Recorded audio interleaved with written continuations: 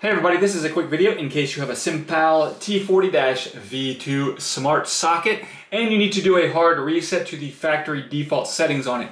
Now there are one of two reasons that you're going to want to do this. The first one is troubleshooting. If this socket is not connecting to your device, or if it is not syncing with the app, or any kind of issues like that where it's not connecting or it's not working right, it can very often be fixed with a hard reset to the factory default settings. The other reason is, if you want to get it set up as just a new device, you want to repair it with a new thing, or you want to use it in a new place or whatever, we can go ahead and reset it, and this is going to clear all of the parameters, temperature parameters, timing parameters, everything off of it back to the way it was when it came out of the box, and we'll have to set it up again anew.